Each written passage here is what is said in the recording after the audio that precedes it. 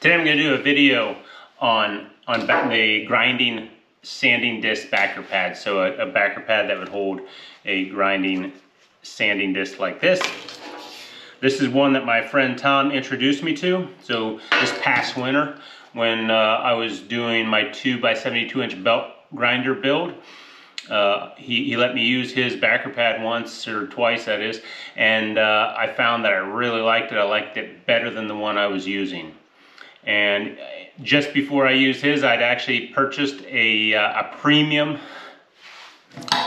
backer pad, and actually found that I liked it less than the one that I was using.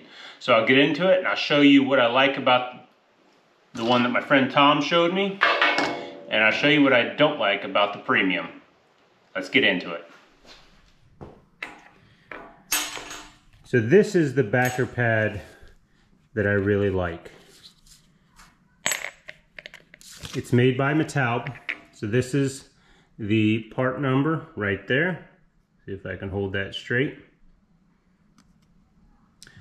I paid $12.77, so not an expensive item at all.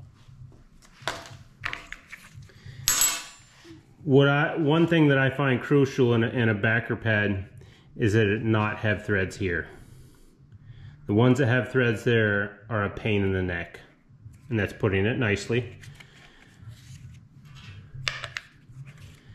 And if you see that nut, it sits nice and flush with the pad. I'll show you why I like that in a bit. This is a smaller pad. It's made by Gator. I used this for years and liked it just fine. It's 4.5, the other one's 5. This one does not sit quite as flush, so that's what I like less about it.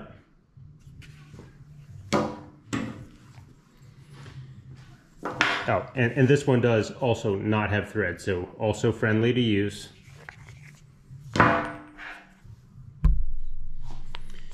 This was advertised as premium, and it's made in the United States of America. It is, however, threaded right there. This is also threaded. And if you look here, not flush. In fact, it sticks out a lot. And I'll show you how that's not good at all. So, oh, and then one last thing.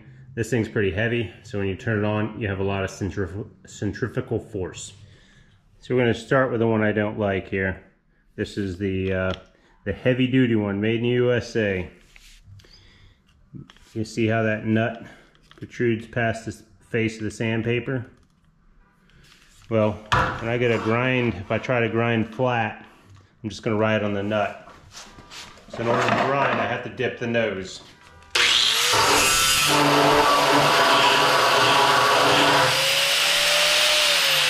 That's riding on the nut.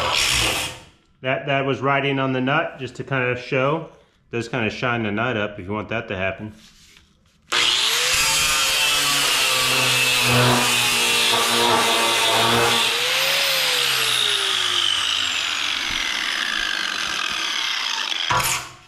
So I really have to tip the nose of the paper, and I guess if I'd have used fresh sandpaper, you could even see where it's making contact. I just used an old piece of sandpaper.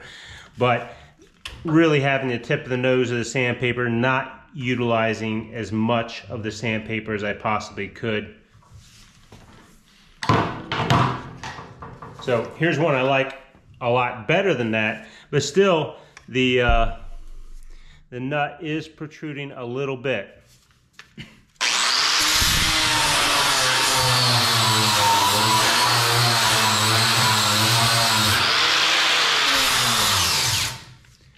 So I didn't have to tilt it as much, but I couldn't use it flat. Of course, I couldn't go as far forward because I have the guard on this one.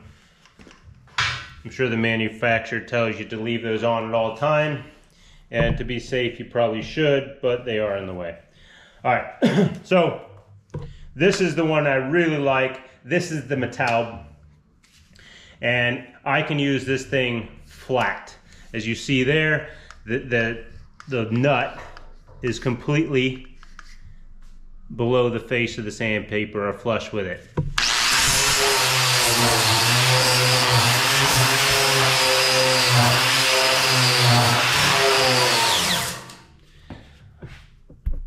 I have used this to even sand a board that had a lot of stock removal that had to happen, and I didn't dig any holes. So what it really allows you to do is utilize all the sandpaper versus just the outer rim. So it's going to save you money, and it wasn't all that expensive. So just as one final note, the Metal backer pad did not have as much rigidity as the others, or does not have as much rigidity as the others. And maybe you have grinding situations where that's more important, and so perhaps you need a different backer pad on hand. But as far as having a backer pad that will utilize more of your sandpaper, I think this Metal is definitely a good investment.